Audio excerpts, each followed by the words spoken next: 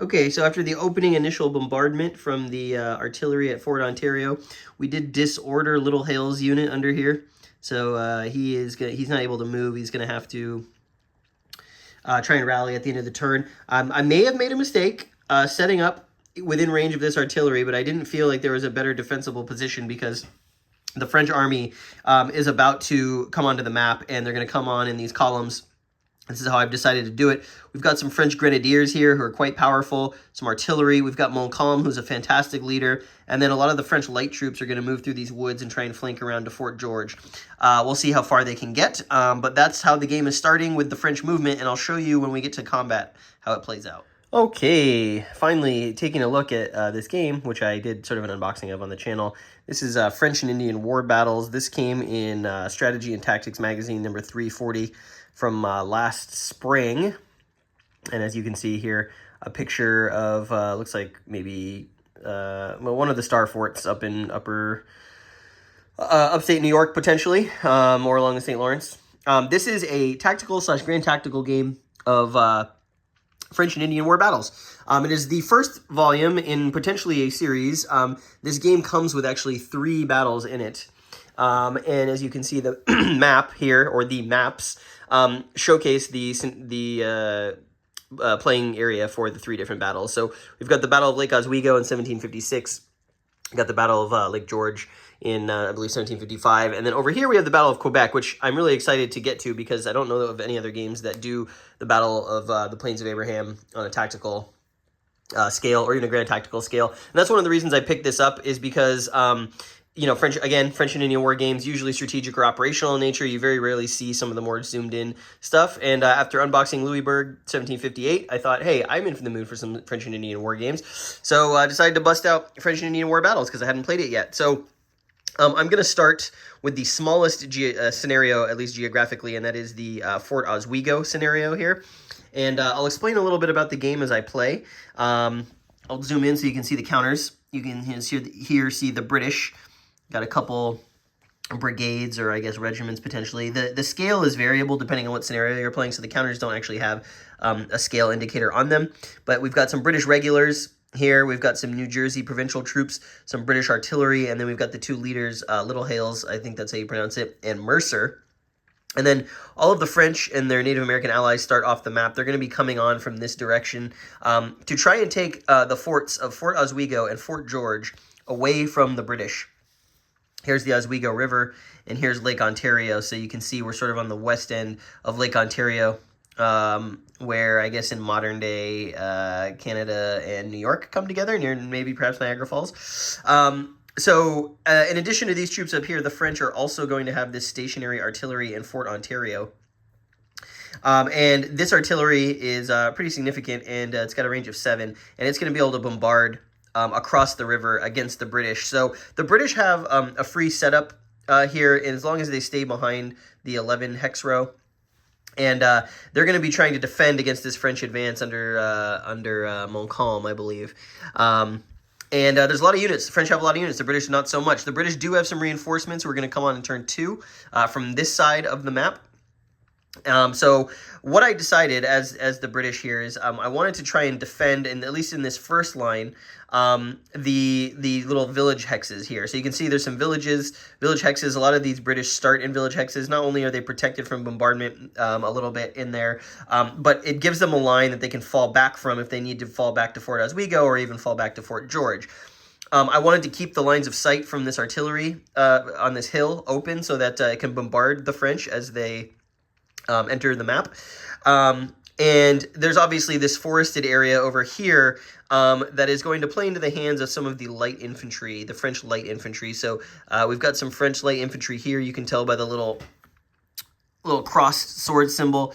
Light infantry is able to disengage if they're in forest, I believe. I think regulars might be able to too.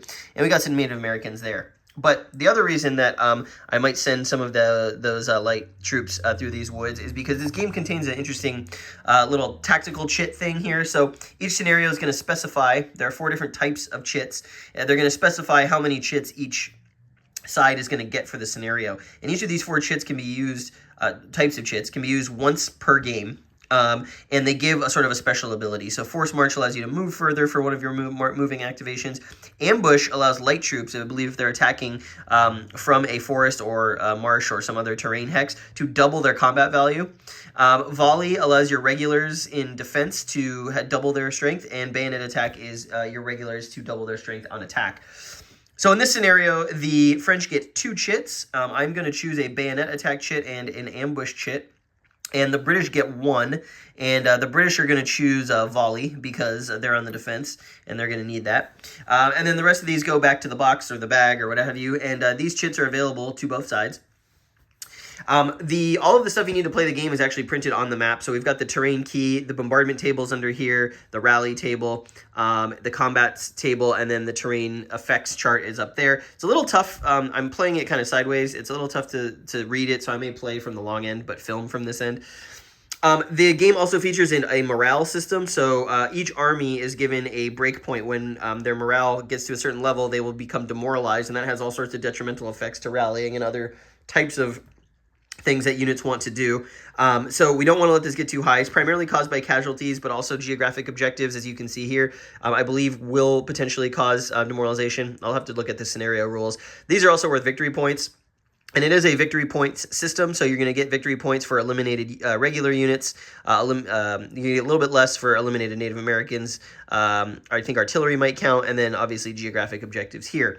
It is an 8-turn game, and on turn 6, 7, and 8, we might possibly get fog, which will lower the visibility, so artillery will not be able to bombard. British are really hoping for that, so they don't have to take shots every turn from Fort Ontario. When you get into the zone of control of an enemy, you have to stop, and then you must attack units in your zone of control. So you want to make sure that you've got linear formation so that you don't being outnumbered. That's important. Leaders have a command rating. This allows them to give rally bonuses to units within that range. So these British leaders, you can see, have a 1. So any adjacent unit will get a bonus on rally. Leaders also can downgrade the effect of combat. So if you would rout a unit, if you're with a leader, you would actually withdraw instead. So leaders, very important. They can be killed. It's important that they are in the battlefield in the right spot. I think that's everything you need to know. I'll play through it and I'll show you some of the combats and all that stuff and how it works. It's pretty standard hex encounter stuff, but there's a few twists here and there. I'm going to figure out. So the French are going to go first. And I'm going to figure out what they're going to do. They're going to get to bombard, then they're going to get to move, then they may get to fight, and we might see some clash here pretty early with the British as the French advance from, this is the south, and this is the north. So let's get going. Okay, here we go. The French moving in a line, coming onto the map. We're going to do some combats here. Let's do this one first. This SAR regiment or brigade, whatever you want to say, is going to attack Shirley's unit here in this building. Now, in a building, light infantry would be doubled. Fortunately, the British don't have any light infantry. They only have regulars. So we've got a 4-3 attack that's 1-1. That may not be the smartest move, especially because there's no room for retreating. Maybe I may have made a mistake there. Well, I guess he could go here. I tried to leave some room for retreating, but let's see how it goes. And I rolled a 4. So if we come down here to the combat tables, it was a 1-1 attack. 1, 2, 3, 4. That is a BX result. And a BX result means it is not anywhere on the map. I guess you'd have to consult the rules for that, which is interesting. BX. Let's find out what that means. Here we go. So, explanation of combat results. Yeah, here's a little player aid on the back of the rules. So BX is a disorder exchange. If the attacker's printed combat strength is equal to or greater than the defender's printed combat strength, that is the case. It is a 4-3 attack. Then apply a DD result. Defender disordered. Then the attacker must disorder friendly units whose total combat strength is equal to or greater than the current printed combat strength of all defending units. So it's kind of an exchange result, basically. Yeah, so what's going to happen here, a pretty good result for the British, actually. So Shirley's brigade is going to disorder, and then now the French would have to disorder up to 2 strength points. Unfortunately, this is the only attacking unit, so he has also got a disorder. So they're going to be locked in there. Okay, so let's do this one, and I'll show you the power of leaders. So Shirley's other unit was disordered from artillery fire. Gayen is going to attack. Now, this would be a 2-to-1, 4-to-2. However, the leader, Little Hales, does add his command value as a combat strength. So again, we have a 1-to-1 attack because it is 4-to-3. Now, the danger here is that if we take another disordered result on that British unit, he is going to rout, and we don't want that. We roll a 4 again. So again, that is an exchange result. And when someone is already disordered, I believe they rout. Nope. Unit which was disordered and is disordered again, they are eliminated. Interesting. And I think the leader is actually captured, because what happens here is he's eliminated, and then the leader is in a zone of control. We've got to do an exchange. Oh, he's not in a zone of control, actually, because, well, the rules are a little unclear on this. So you don't have a Zoc if you are disordered. I don't know what happens first. Does this guy disorder and this guy disorder, and then he's in a Zoc and then he disorders? I'm going to play that the disorder is an exchange and happens at the same time. So Little Hales, though he is not with a unit, he is not in an enemy zone of control, because disorder units don't have zones of control. So he's going to be able to stay there for the moment, but it's very dangerous to have a leader by himself. He can be easily killed or captured. All right. I got one final battle here. These French grenadiers are going to be attacking Peppernell here in open terrain. And it is a 5-to-3. So that is going to be a 1.5-to-1 attack. Let's see what we roll up there. Whoa, let's see what we roll up there. We rolled a 2. That's probably pretty good. A 2 on 1.5-to-1 is a DD, so that is a defender disordered result. So the British line, not doing too hot in the face of the French advance after the first combat phase. Now the French are going to go to their rally phase, I believe, and this is where they can attempt to rally units who are disordered. In order to rally units in this game, let's just make sure I have that right. Movement, combat, rally phase. Yeah. In order to rally units in this game, you need to roll a 6. So for each unit you're going to want to rally, you're going to check, first of all, to see what their rally modifier is. So in this case, they have a 2. That's pretty good. That adds 2 to the die roll. So really, these units will rally on a 4. Leaders may also add their command rating as a bonus. So in this case, de Rigaud may add another +1 to SAR. So he would actually rally on a 3 or better. And I rolled a 6. So he does rally. He didn't even need the help. And then Montcalm is going to add a +3. So actually +5 to Guyenne.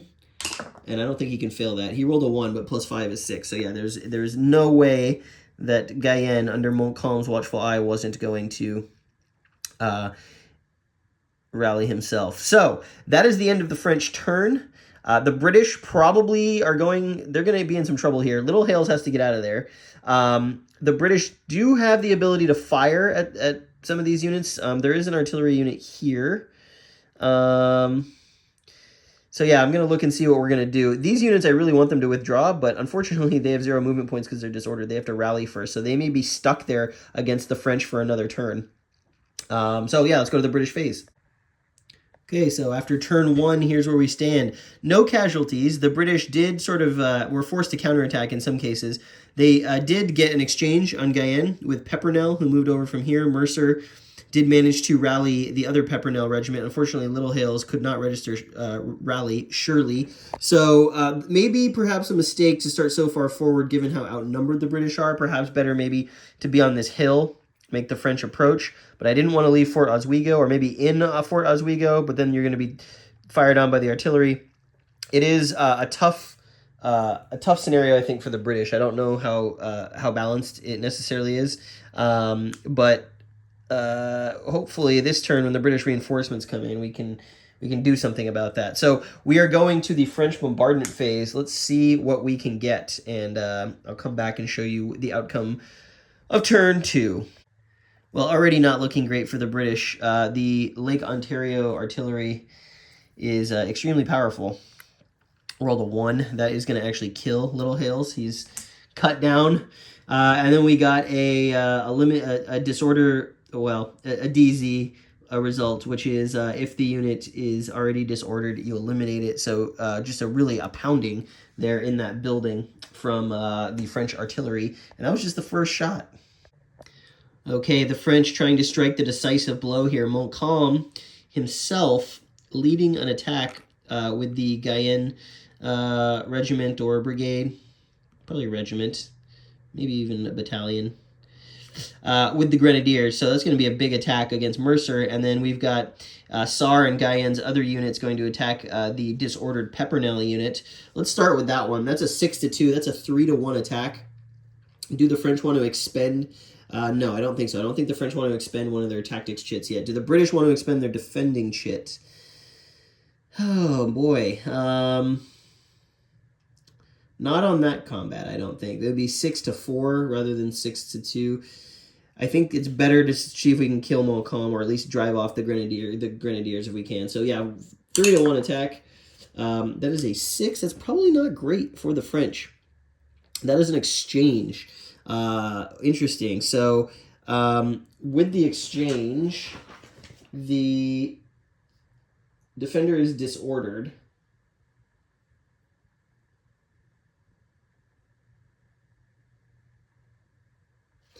So he's going to be eliminated. That's Pepernel. Then we've got to disorder at least 2 points. So we can eliminate Guyenne, but that would count as demoralization and victory points for the British. So I think we're just going to demoralize Sarre because the French units can rally quite nicely. All right, here's the big attack. We've got Mercer and Pepernel. That's 4. We've got the Grenadiers and Guyenne. That's 9 plus Montcalm's 3. That's 12. So again, another 3-1 attack. The British are going to use their volley chit here. So that is going to double the unit. So it's going to be 7. 6 for the unit double plus Mercer is 7-12. I believe that's 1.5 to 1. Let's roll it up. That's a 6. Not good for the French. That is a attacker disordered result. So both the Grenadiers and Guyenne are going to become disordered. And now, suddenly, the French are... the French right wing is all disordered thanks to this stout defense from Mercer and the British. Unfortunately, he's not going to be able to disengage, and he's going to have to attack next turn, and that's not going to be good for him, unless we can potentially get some bombardments here. As you can see, the rest of the French moved up through the woods. They're getting ready to attack Fort George up on this hill. But the British reinforcements are coming in this turn, and they're going to come in from this edge of the map, and they're going to be able to take up positions. Some pretty good units here. We've also got Bradstreet's Rangers, it looks like here. We'll put him in the woods, potentially. So, yeah, we'll see how it unfolds on the British side. All right, so just going back to this here, when that attack was made and we got an exchange, the rules actually say that all units with equal to or lower, I kind of misread it. So if the attacker's strength is less than the defender, which it was, apply attacker disordered, which I did. The defender must disorder friendly units whose total printed combat strength is equal to or greater than the now printed combat strength of all attacking units. So I guess the way I read that actually is that no one would have been disordered because the unit was eliminated. I don't know. It's a little unclear. I guess if you get an exchange result and you're dead... Yeah, it's interesting.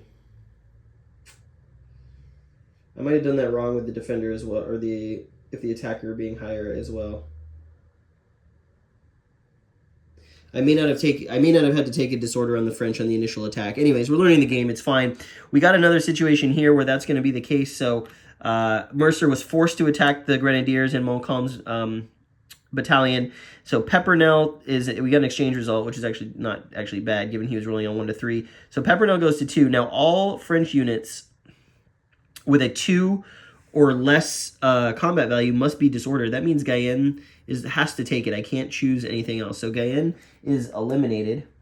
It's going to increase French demoralization by 4 and give some victory points.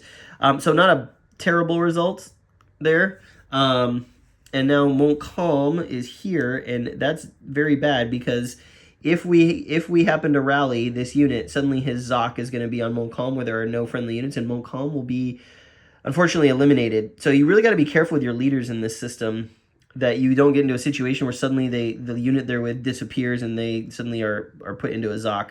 Not seeing a lot of retreats so far, which is kind of interesting.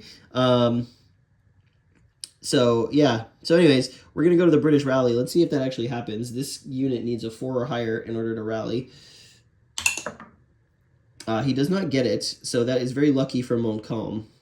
So he's going to stay like that, and I suspect his days are numbered. Couldn't get Mercer out of there. I thought about trying to bring him out, but I couldn't move him here without being... Oh, actually, I could have, because he was disordered. 1, 2, 3, 4, 5. I actually could have gotten Mercer out of there. I forgot that disordered units don't actually have a Zoc. So we could have put Mercer up here, which is actually what I wanted to do. It was still a 1 to 3 attack, regardless of if Mercer was involved or not. So we're going to do that. I forgot there's no Zocs there. Okay, well, that is the British turn. You can see they've taken up positions around Fort George, going to try and blunt the French advance with some of their better units. We're going to have some light infantry combat in the woods here, I suspect, coming up on the French turn, and we're moving right along. I don't think we're going to go the full 8 turns on this one. Here's where demoralization stands. The French with 4, the British with 11 for what's been eliminated over there. All right. Well, the French line forming up here as they kind of keep pressing in against the British. We just had the attack on Peppernell. It was obviously max column, although the French did roll as bad as they could have rolled. That was just a defender disordered result. However, Peppernell's already disordered, so he is going to be eliminated. That's another 3 demoralization for the British. I'm noticing a trend here. Oh, we can take ground if we have an undisordered unit, so we'll have SAR move in here. Looks like next turn the French are going to be able to take Fort Oswego. I think historically the British surrendered in this battle and surrendered the forts. A lot of casualties, a lot more casualties than I'm noticing. Not a lot of retreats. I guess maybe reflecting the linear warfare of the time. But I do feel like the casualties are a little high. All right, we've got the Native Americans, the Abenaki. They're going to attack here, 1 here, and then we've got a double attack there against the A regiment. I think the French on this turn are going to use their ambush chit, because you can use ambush by doubling all attacking or defending light infantry for 1 combat. They must be in woods. Okay, cool. So normally, so we always double light infantry in the woods, so this would actually be a 6 to 4 attack. But we are going to play our tactics marker. We're going to play ambush here. This actually, so instead of doubling twice, it actually triples it. So it's actually 9 to 4. So it's a 2 to 1 attack. And I'm doing that on this one because this one's going to be a 6, 9 to 4 attack as well. So we're going to get 2 9 to 4 attacks. Let's roll that up. All right, this first one here is a 5. They're actually both 5s, which is probably not great. 2 to 1, 5s. Yeah, 5s are both nothing. So the British actually escape there. They successfully detect the ambush, and nothing happens to the British. Wow, that's really surprising. All right, let's rally the French, and then we're on to the British. French captured Fort Oswego. Now launching an attack against Fort George up the hill in almost all cases. It's going to be messy. Well, that outcome of the French attack is not very good for the French. Disordered all down the line, stiff British resistance. Even Montcalm's unit, with a bayonet attack up the hill, charging Mercer, was unable to make any sort of progress. And now that's really bad because all this British artillery is at 1 hex. It's going to be canister range, essentially. And unless all these guys can rally, we might have a huge flight of French units off the map. So I'll resolve that real quick, and we'll see where that leaves us. Yeah, so Montcalm's ability within 3 hexes to rally units is extremely powerful. +3 on the rally with him. So it's really going to be up to the British artillery to try and take him out this turn so that that can stop. I doubt the British have more than 1 or 2 turns left in them in the face of some really bad French rolls on that last attack. Well, the British artillery just rolled horribly right there. They needed literally anything 4 or lower on all of their shots, and they failed on all of them. So Montcalm lives to fight another day. I guess it's that smoothbore artillery where the cannonball just goes like 90 degrees orthogonal to the barrel.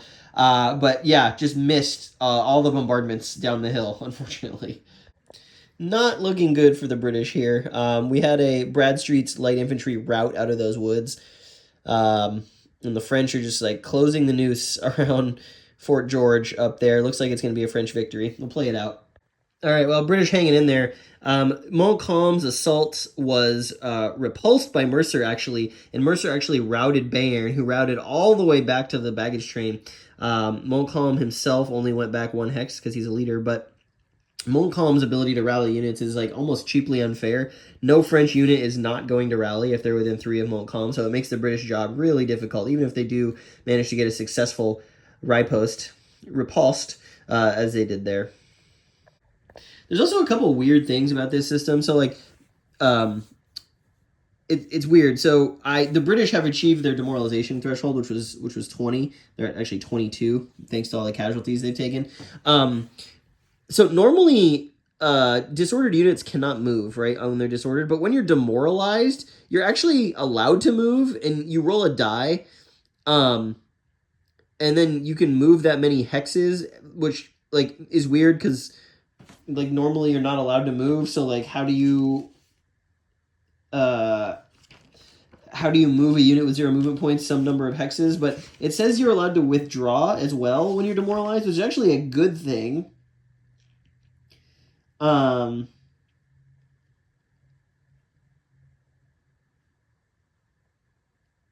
Yeah, it's weird. I guess demoralized. I guess what it's trying to simulate is like a rout.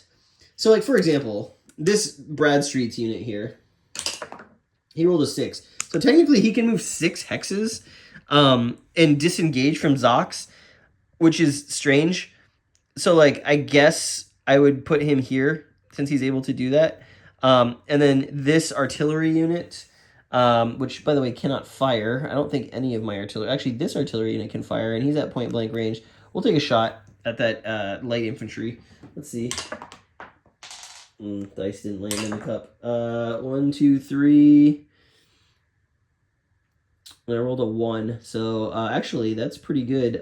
That disorders and routes this unit because he was hit at canister range. So let's see where he goes. He goes 1 hex back, so not a huge deal.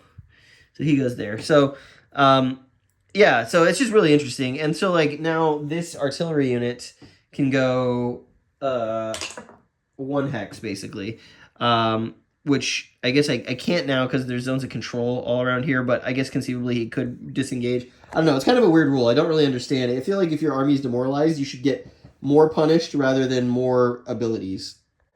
Well, we're on turn 7 of 8. British are hanging in there, but not by much. Mercer's holed up inside the fort. They're like basically fully besieged.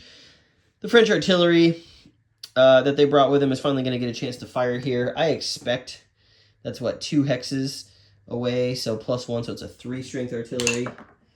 That's going to do nothing, unfortunately. But I expect the French to take this, to at least eliminate them this turn. I don't know if they have the strength to get in there. I guess maybe if Montcalm moves. Yeah, so on the French movement phase, we're going to move Montcalm to 3, 4, 5. We're going to move him here to add his strength to that attack. We've also got 1, 2, 3, like that. 3.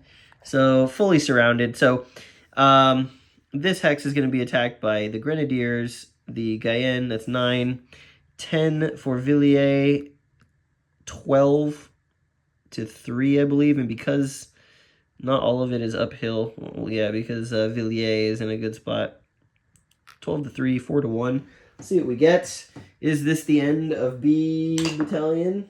Yeah, it looks like it. That is a defender rout. They have nowhere to route to, and in fact, when you rout, you will become disordered. So both of these units are dead. It's another 6 points of demoralization. Up to 32 for the British, far exceeding their demoralization threshold. I don't wonder if there's an auto victory in this scenario for that. Let's see. No. It was a French decisive victory historically, and it's probably going to be a French decisive victory here. Let's do the final. Oh, yeah, we can advance. Let's advance Guyenne into the... let's advance the Grenadiers. And let's advance... Well, he'd have to move next turn. All right, so... We have got here, got 5 and 7, 12 plus 6, 18 to 8 in there. So it's a 2-to-1 attack. 4 is a exchange. So let's, well, the supply train's in there. Probably don't want to lose that. Let's take it to Bradstreet. And then everyone who attacked, it's higher than a 1, must flip over, but Montcalm's going to be able to rally everyone, so it's just kind of mechanically no reason to do this. But I think on the next turn, the French are going to take the fort, it looks like.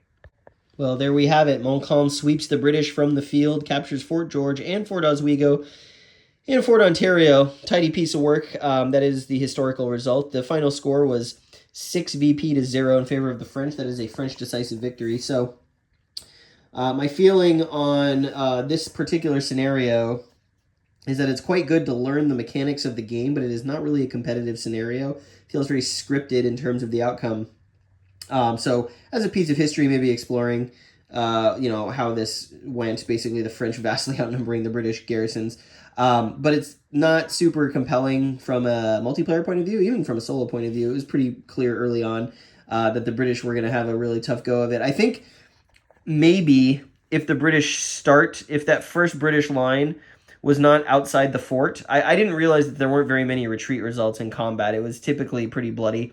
If I start the British in the fort, that potentially gives them a chance as the French approach. But again, the guns from Fort Ontario, being able to bombard these locations is, there's nothing you can really do about it unless I start the British artillery here and I counter battery fire. But the British artillery is so weak, it's very hard to get. It's a 1 in 6 chance to get that. So maybe that's the only route to victory for the British. But again, if I start the line here, then the French can just run up and grab Fort George, potentially. I don't know. I'd have to play it again. Maybe the British start wasn't as optimal as it could have been. But there you see the casualties. Only 1 French battalion destroyed. The British completely wiped. And French decisive victory. So that's the system. I'm going to go ahead and set up and play the Lake George scenario, which is this one here. This is from 1755. Potentially a little bit bigger, potentially a little bit more interesting, and maybe more opportunity to see sort of like the line combat in more even odds. So we're going to get that set up. I do know there's less units in this scenario, so maybe some more maneuver as well. Anyways, thanks for watching.